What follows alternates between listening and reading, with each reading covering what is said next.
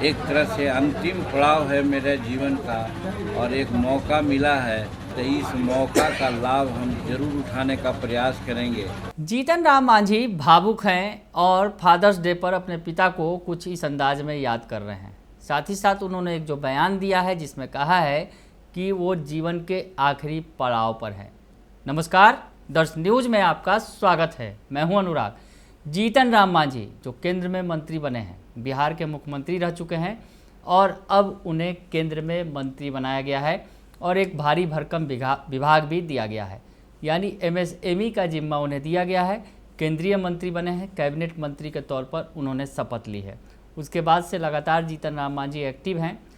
मंत्री पद की शपथ लेने के बाद, मंत्रालय संभालने के बाद जीतन राम मांझी फिलहाल गया में हैं और गया में लगातार लोगों से मिल रहे हैं।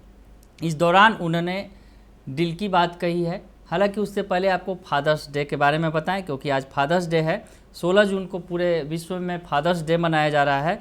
हर कोई अपने पिता को तरह तरह से विश कर रहा है। तमाम तरह के जो बातें कही जा रही हैं भावुक कर देने वाली। इस बीच जीतन राम मांझी ने भी फादर्स डे पर पिता को याद करते हुए एक पोस्ट लिखा सोशल मीडिया पर, जो भावुक पोस्ट लिखा। अपने पोस्ट के माध्यम से जीतन राम मांझी ने ये बताया कि वो आज जिस मुकाम पर हैं वो अपने पिता के दृढ़ संकल्प और संघर्ष की वजह से हैं। जीतन राम मांझी भावुक हैं। आज फादर्स डे है, अपने पिता को याद कर रहे हैं। जीतन राम मांझी की उम्र लगभग 79 साल है, जैसा कि उन्होंने पिछले दिन बताया भी था कि वो 79 साल के हो चुके हैं। एक बयान भी सुनवाएंगे जिसमें जीतन राम मांझी कह रहे हैं कि वो अपने जीवन के आखिरी पड़ाव में हैं। तो क्यों ऐसा भावुक होकर वो कह रहे हैं, ये भी सुनवाएंगे। लेकिन उससे पहले आपको सोशल मीडिया का वो पोस्ट दिखाएं जो जीतन राम मांझी ने किया है पोस्ट। उसमें उन्होंने लिखा है कि मेरे मजदूर पिता मुझे पढ़ाना चाहते थे, लेकिन उनके मालिक ने उन्हें ताना मारते हुए कहा, क्या तुम अपने बेटे को पढ़ाकर कलेक्टर बनाओगे? उस समय मेरे पिता ने कहा, बेटा मैं गांव छोड़कर कहीं और मजदूरी कर लूँगा, लेकिन तुम्हें पढ़ाऊँगा ज़रूर। उन्होंने आगे लिखा कि पिता की अहमियत क्या होती है शायद ही मुझसे बेहतर कोई समझ सकता है। और अंत में मांझी ने लिखा, हैप्पी फादर्स डे। और इधर जीतन राम मांझी को उनके बेटे यानी संतोष सुमन मांझी ने विश किया। संतोष सुमन मांझी ने लिखा अपना सोशल मीडिया पर, उन्हें बधाई दी और उन्होंने अपने एक्स हैंडल पर फोटो साझा करते हुए लिखा कि जीवन रूपी यात्रा के तमाम रास्तों पर मजबूती के साथ सहारा देने वाले पिताश्री को पितृ दिवस पर असंख्य प्रणाम एवं एक तपस्वी की भांति जीवन व्यतीत करने वाले अपने पिताजी को आप यथोचित आदर और प्यार दीजिए। संतोष कुमार सुमन ने लिखा कि पिता अपने परिवार के जीवन को बेहतर बनाने के लिए अपना पूरा जीवन समर्पित करता हूं।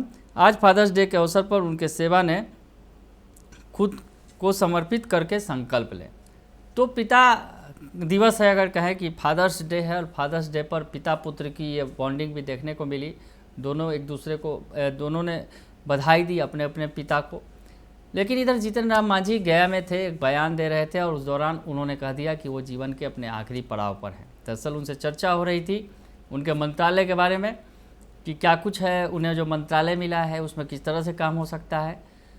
तो जीतन राम मांझी ने जो बातें कही, पहले आपको वो बयान सुनवा देते हैं जीतन राम मांझी का, क्या कुछ कहा उन्होंने, तो सुन लीजिए आप। देखिए, गया क्या सपना कामों का जहाँ तक रहा है, बिहार के मुख्यमंत्री होने के नाते उस समय भी हमने शुरुआत किया था। और जब 16 अप्रैल को जब हमारे मीटिंग हो रही थी और नरेंद्र भाई मोदी जी मीटिंग में आए थे, तो गया की प्रमुख समस्याओं के बारे में हमने उनके साथ जिक्र किया था। हमको भी लगता है कि एक तरह से अंतिम पड़ाव है मेरे जीवन का और एक मौका मिला है, तो इस मौका का लाभ हम जरूर उठाने का प्रयास करेंगे।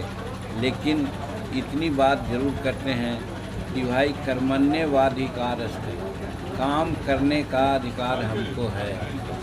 माँ फलेषु कदाचन, फल की चिंता किए बिना जो काम करता है वही सबसे बड़ा कर्मी होता है। और वर्क इज वर्शिप की बात को मैं मानता हूँ।